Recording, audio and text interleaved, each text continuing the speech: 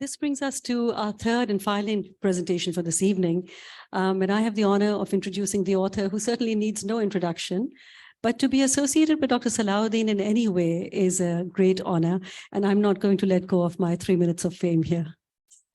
So Dr. Salahuddin is a truly multifaceted individual. In many ways, if it were yesteryears, we would have referred to him as a Renaissance man. And in today's world, we call him a true polyglot. Amongst his many capabilities and interests, Dr. Iftikhar Salahuddin has two main crafts that define him to us and him to himself: his expertise as a masterful head and neck surgeon and his excellence as a photographer. Dr. Salahuddin's profound passion outside of medicine, through which he delightfully engages with the world, is the medium of photography. His lens has been a catalyst for exploration and discovery, and it is through his lens that he embarks tirelessly on remarkable, enchanting journeys, seeking to document and share the extraordinary stories that unfold before him. It is through his admirable body of work that we are taken along on journeys to places and thoughts, philosophies and motivations that had once made these places vibrant, and the reasons that they remain relevant even today. The desire to travel is deeply rooted in the human spirit. The quest for adventure, an insatiable thirst to explore new horizons, unfamiliar cultures, and breathtaking landscapes. Photography transcends the barriers of language, touching us at a deeply visceral level. For a photographer like Dr. Salahuddin, who has a remarkably deep understanding not only of the human body, but also the human mind, travel is not just about seeing new places. It is about connecting with people, embracing their stories, and delving into their worlds. Each photograph encapsulates not only the physical beauty of a destination, but also the vivid characters and narratives that have shaped it. From bustling markets to serene landscapes, from shrines to unmarked alleyways, every frame serves as a visual gateway to a moment frozen in time. Through his travels, Dr. Salahuddin first immerses himself as a native and then becomes an ambassador. He treads upon paths less traveled, immersing himself with insight and compassion, weaving through his lens and the words that accompany them to our collective delight through his books, a rich tapestry of diverse cultures and an understanding of what it is to be part of humankind. Through the click of a shutter, Dr. Sahab captures emotions, distills philosophies, preserves memories, and immortalizes fleeting moments. And it is through this profound ability that Dr. Sahab connects us all, reminding us that the shared human experience, no matter our cultural or geographic origins. But beyond the enchanting landscapes and captivating portraits, for Dr. Salahuddin, photography and travel hold a much deeper purpose. They foster empathy and understanding, reminding us of our shared humanity. They break down barriers, challenge preconceptions, and promote cultural exchange. In an era where our world often feels divided, Dr. Salahuddin's lens becomes a unifying force, reminding us of our commonalities, even when highlighting our differences. With every click of the shutter, Dr. Salahuddin strives to awaken a sense of wonder and inspires us to embark on our own journeys of exploration. Befittingly, we are here today in these majestic surroundings to celebrate a profound force that we know as Dr. Iftikhar Salahuddin. Dr. Salahuddin's curiosity, his spirit, his passion, his words, and his lens inspire us and teach us how across time we are unified by our desire to experience the world around us. His qualities as a healer compel us now to understand, respect, and preserve the thoughts and motivations that together form the subject of these images. Ladies and gentlemen, without further ado, my mentor, respected colleague, masterful surgeon, dear friend, and articulate ambassador for diverse cultures across the ages, Dr. Iftikhar Salahuddin.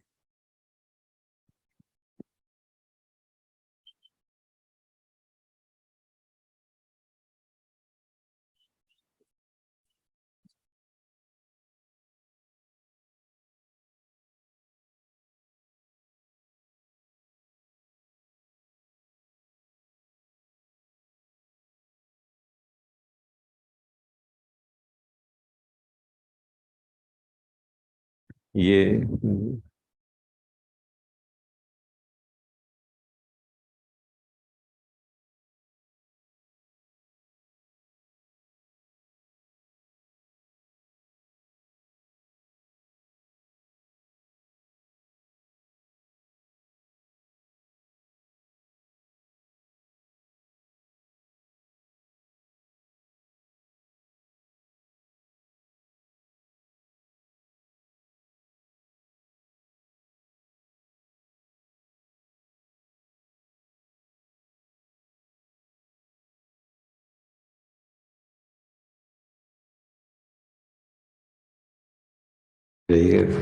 Thank you. Assalamu alaikum. With immense pleasure, I welcome Zehra Nigar Sahiba, Fakir Ijazuddin Sahab, and all the friends who have braved this sultry weather to be here this evening. Manas, you're gracious in honoring me infinitely more than is my share. You are a renowned ophthalmologist and with professional excellence, a respected philanthropist for sponsoring the Sufi music and the musicians, and also supporting many vocational institutions in the city. My profound thanks to you for moderating this event, Menas. Thank you. I'm an ardent admirer of Ijazuddin Sahab and his weekly columns in Dawn, and I look forward to that every Thursday. They are always scholarly, perceptive, witty, and he is an eminent historian and an art critique par excellence. Ijaz, I thank you for coming from Lahore for this event.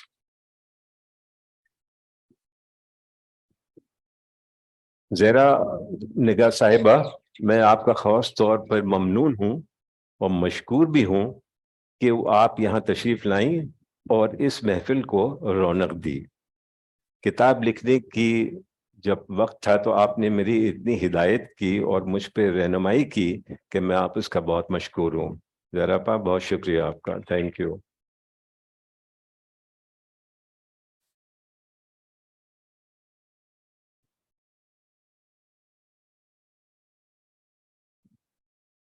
It was an established custom in Persia that promising poets, writers, and scientists were appreciated and sponsored by the courts of the sultans.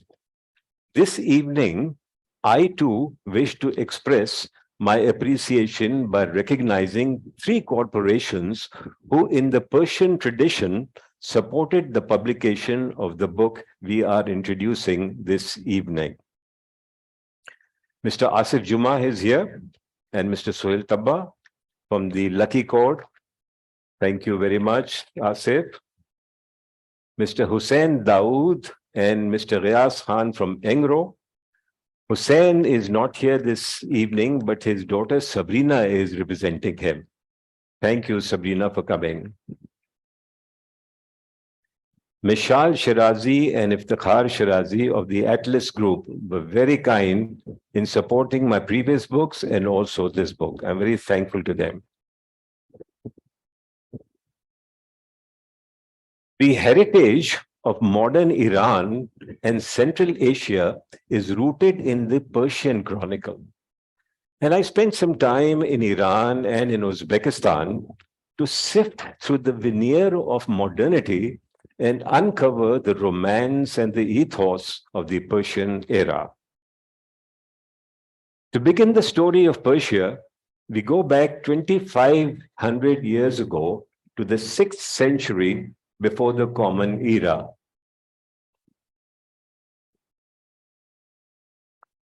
The Persian Empire of the Achaemenids stretched from the Aegean Sea. सुनो मेरा pointer दोगे उसमें Anyway, it stretches from the Aegean Sea in the west all the way up to the river Indus. Nice mehe. And also includes land between Sir Darya and the Oxus rivers and the Jakartas river. These are both Sindhya and Amu Darya. So this land between Amu Darya and Sindh Darya is essentially Central Asia, and specifically Uzbekistan. Two emperors are central to the history of Persia. Cyrus, who created the Achaemenid Empire, and Darius, who extended it to make it the largest empire the world had known. The ceremonial city of Cyrus was Pasargade, and this is near Shiraz. Okay. Today, only his mausoleum stands in the midst of the ruins of Pasargade. Cyrus is mentioned in the Torah with grace and honor because he emancipated the Israelites who were the captives of the Babylonians. This story of emancipation is inscribed on a clay cylinder which was discovered in Iraq in the 19th century. And it is now on display at the British Museum. After Cyrus, Darius, the next emperor, was proud of his city and he called it Takht-e Jamshid, also known as Persepolis. It is in ruins, but attracts millions of tourists to Iran. Persepolis was once a ceremonial city, and on every Nowruz, Darius received tributes from his satraps across the country. And the gifts included lapis lazuli from Baltistan, ibex from Chitral, Bactrian camels, and many other exotic animals. Now I will show you a few images of Persepolis, which was once a magnificent city.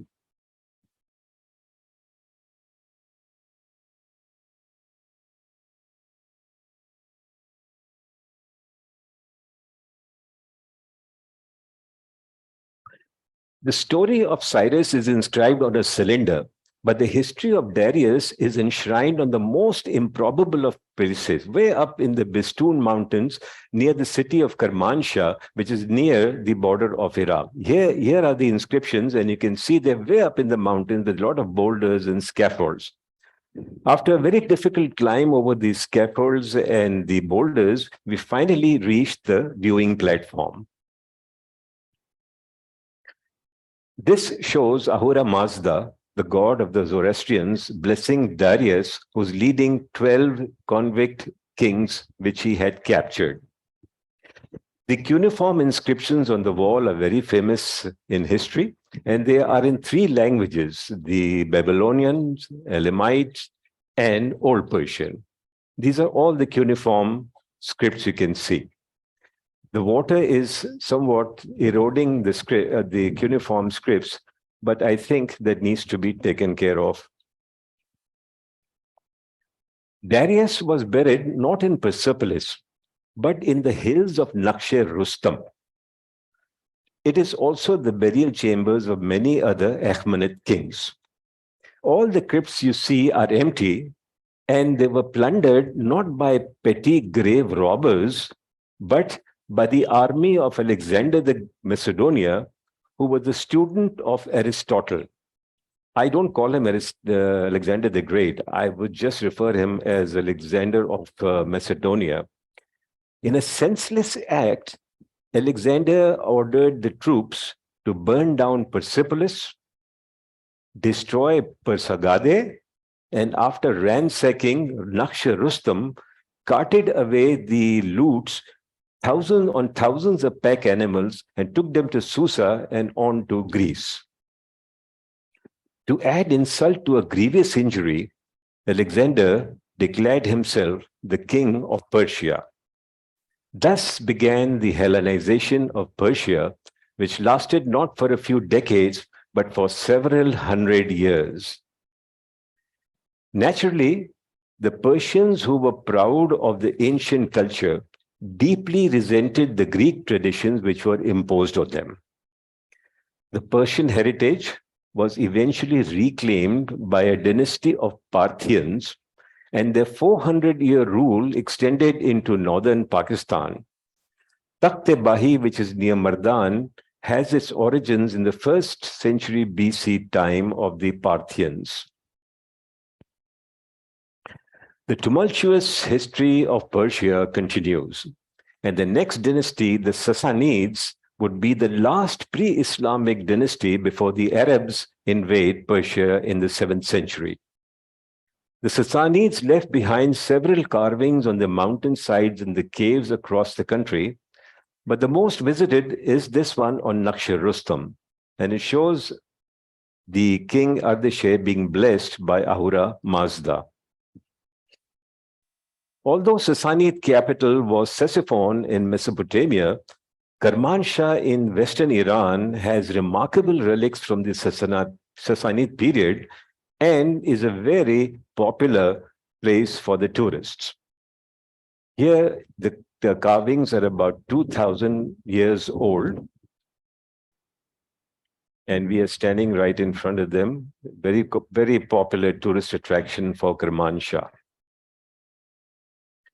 You must be wondering what the religion of the ancient Persians was. Well, they believed in an eclectic mix of religions, but for 1,000 years, Zoroastrianism, the first monotheistic religion in the world, was the official belief of the Achaemenids and the Sassanids. Here is the fire in Atish Kadeh in Yezd. The Zoroastrians do not pray to the fire, but consider fire as a pure symbol. The Zoroastrians also do not bury the dead for fear of contaminating the earth. Instead, they purify the body and take it up to a dakhma for sky burial. Here, the dead are exposed to nature and picked clean by vultures and the elements. That was the story of pre-Islamic Persia. In the year 634, just 2 years after the passing away of a prophet, an event happened which shocked the mighty Romans and in fact the Christendom across Europe. Hazrat Abu Bakr Siddiq's general Khalid bin Walid defeated the Romans and captured Damascus, the largest city on the Roman Empire. This is the temple of Jupiter just outside the Souk Hamidiyya near the Umayyad Mosque. The humiliating defeat of the mighty Romans at the hands of primitive Arabs rang alarm bells in Sassanid Persia, and they feared that they would be next. In fact, they were. Right 4 years after the conquest of Rome, the next Khalifa, Hazrat Umar, defeated the Persians in a place which is quite near Karbala right now. The Sassanid, the soldiers, they were very well armed and well protected, but still the Muslims, just in their immense belief in the faith, defeated the Persians. It took Islam another 50 years to spread to Central Asia. And when Bukhara fell, the Arabs wantonly destroyed the Zoroastrian fire temples and built mosques over them. This is the Atari Mago Mosque in Bukhara, and this is the oldest mosque in Central Asia. 800 years after reclaiming the heritage from the Greeks, the Persians were again being ruled by non-Persians, this time by the uncouth desert tribes from Arabia. The Persians resented the Arabs, but not Islam.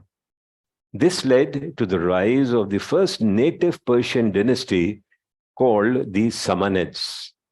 The Samanids broke away from the Abbasids in Baghdad and set up the capital in Bukhara. It was the tradition of the Samanid court to sponsor promising scholars, poets, and scientists. Among the many renowned beneficiaries of the largest of the Samanid court, I will recognize two. Ibn Sina, also known as Avicenna, was the physician philosopher from Uzbekistan. He's renowned for his medical treatise, Qanun fi Tib, and his work on philosophy. The other savant who brought glory to Persia and to the Persian language was Firdausi. The Samanids were keen to immortalize the Persian kings in poetry, and they called the compendium Shahnameh. After competition of poets in Iran, in Persia, Firdausi from Tus was selected and given the honors to do or write the Shahnameh.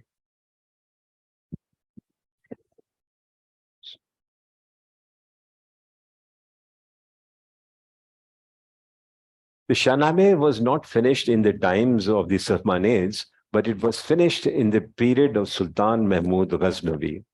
The Shahnameh is in chaste Persian and not a word of Arabic in it. But when Sultan Mahmud Ghaznavi was given the completed Shahnameh, he was rather upset. And he objected that the Shahnameh extolled only the Zoroastrians and the Zoroastrians' king and did not have a word of praise for the Arabs. So, Firdausi, who was promised 1 gold coin for every verse, was given a bag of silver coins. He was very upset. He gave them away to the attendant at the hammam. But after many years, or many months, I think, when the Sultan read the poetry and realized how sublime it was, he decided to send camel loads of gift to Firdausi. Unfortunately, when the camels entered the city through one gate, Firdausi's funeral was leaving by the other. The gifts were given to his daughter, who promptly returned them to the court. Bukhara, the Samanid capital, like Baghdad, underwent Persian Renaissance, and among its favorite sons was Imam Bukhari, who collated the Hadith Sahih Bukhari. Imam Bukhari grew up in Bukhara, but he is buried in his hometown just near Samarkand. I will fast forward to the 11th century when Abbasids in Baghdad lost the authority completely over the Muslim world. Around this time arose in the region of the Aral Sea in Uzbekistan a Turkic tribe which was called the Seljuks. The Seljuks moved west and finally settled in Cappadocia in Turkey. The illiterate Seljuks on horsebacks was simply incredible. First, they established a dynasty which unseated the Abbasids. Second, they defeated the hitherto invincible Roman army. And finally, captured the sacred city of Jerusalem, which was under the Shia Fatimids.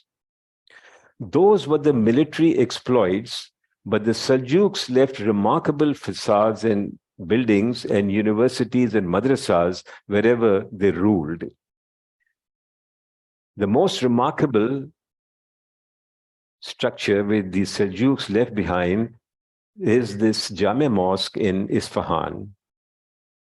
It is truly a museum of Islamic art.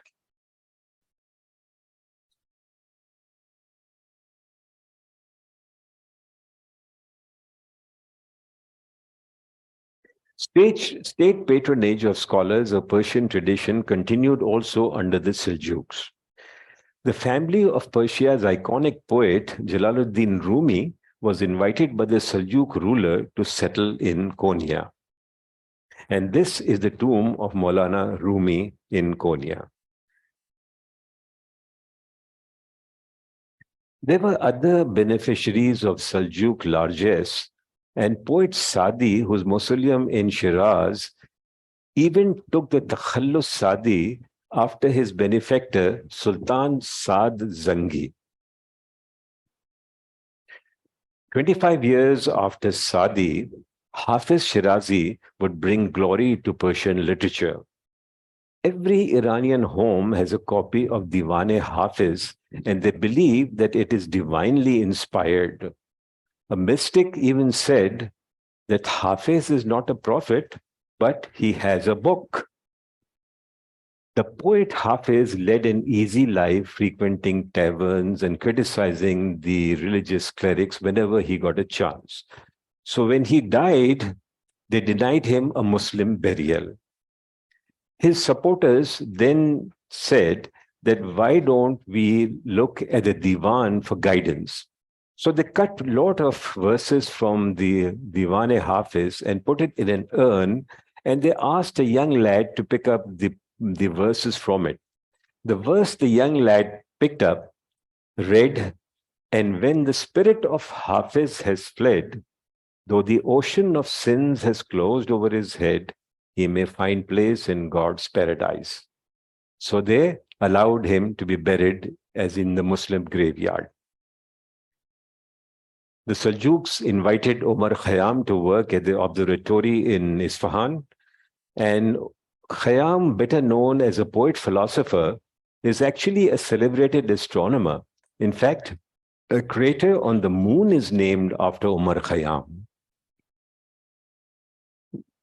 The Seljuks faced the biggest threat in the 13th century when Genghis Khan sent a letter to the Seljuk Sultan in Urgench in Uzbekistan. He wrote, "I no longer covet land or wealth. I am from the land of the rising sun, and you are from the land of the setting sun. But I would like to trade with the Muslims." The arrogant Seljuk Sultan, who didn't think much of Genghis Khan, he blackened the face of the delegation, shaved their heads, and sent them back to Genghis Khan. Of course, Genghis Khan was livid and personally led an army which destroyed one Persian city after another as though he was swatting flies. In Bukhara, he climbed up this minar and shouted at those in prayers, "I am the curse of God on you for the sins you have committed." Recently, this mosque has been restored and is the famous Kalon Mosque in Bukhara. He then razed to ground Khiva, Urgench, and every city in between, and he finally caught up with the arrogant Sultan. And what did he do? He poured molten silver down his throat. Exactly a century after Genghis Khan, another conqueror, Temur Lane, would also ravish Persian cities and establish the Timurid dynasty. His sins are now forgotten, and he is resurrected as the father of Uzbekistan, Amir Temur. His beloved city was Samarkand, which he embellished by the artisans which Temur brought from the wars. This magnificent square, called Registan, is surrounded by madrasas which evoke the beauty of Islamic architecture. Temur is buried in Samarkand at the feet of his master. This is his grave in onyx, and this is his master's grave. His mausoleum is called Guramir. And of all the mausoleums I have visited in my travels, this aesthetically is the most noble I have seen.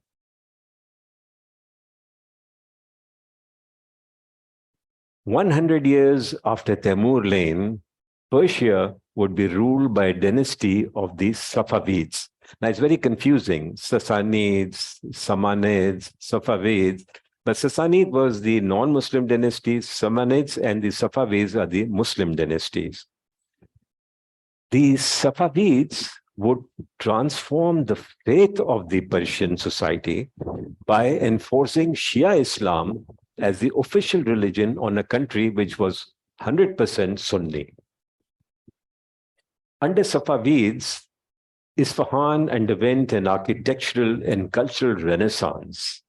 This city is truly a museum of Islamic art and architecture.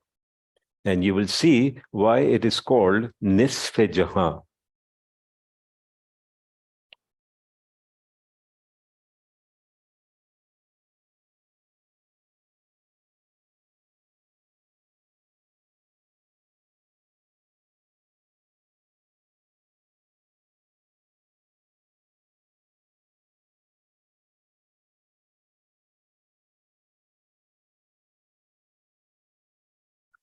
The 200-year rule of Safavid dynasty, which defined Iran's culture and its faith, ended when they were defeated by the Afghans, the non-Persians from the west and from the east, and they invaded Persia and occupied Isfahan. But among the Persians rose a warlord by the name of Nadir Shah. Nadir Shah restored the Persian dynasty and put the king back on the Safavid throne.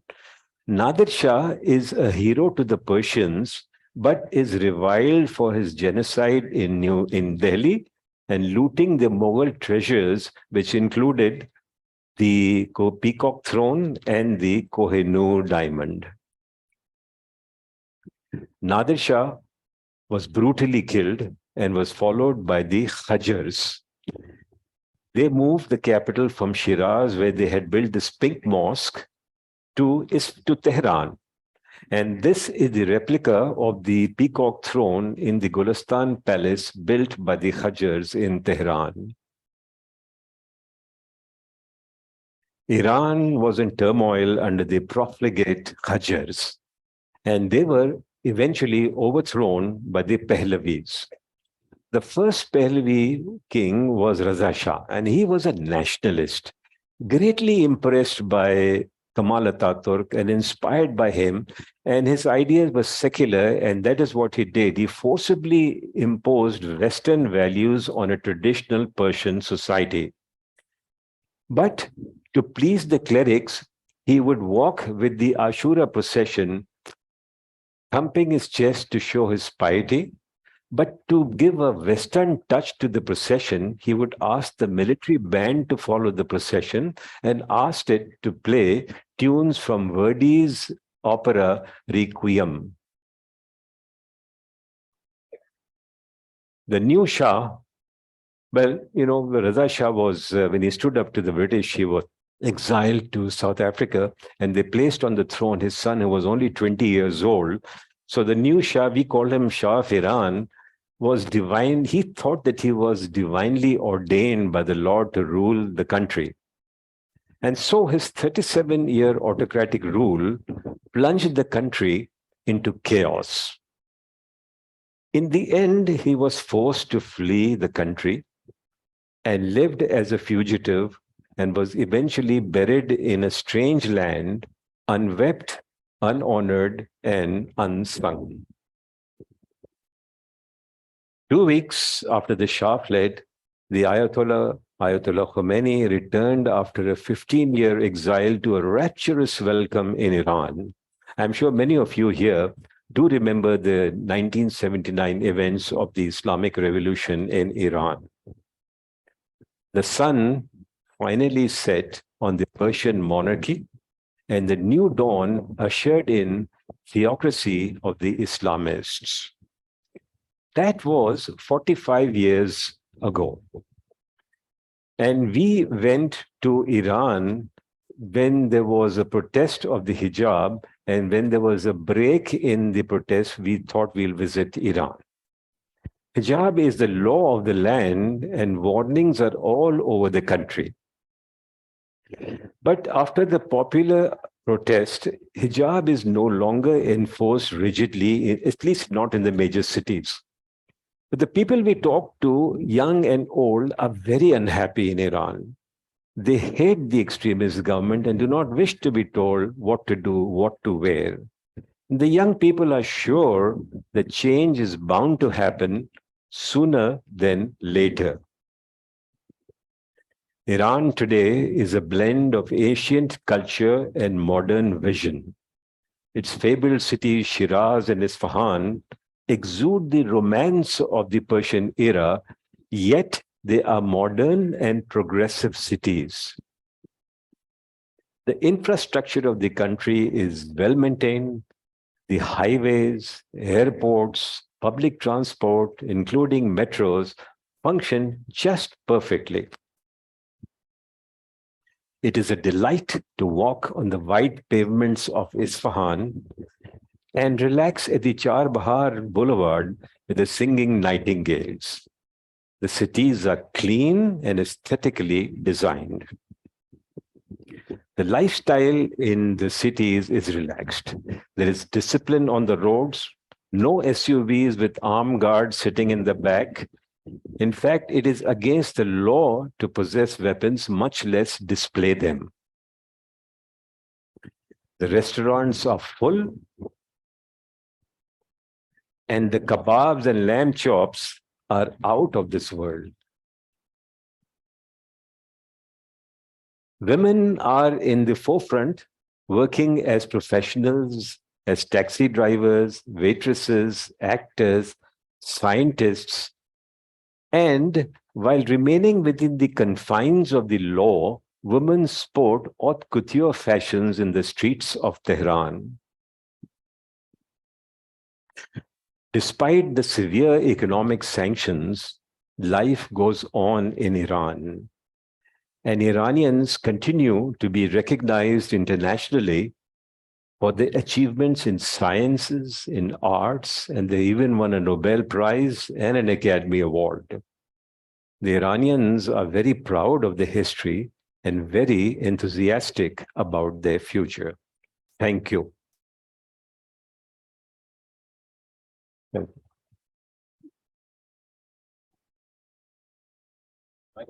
Thank you.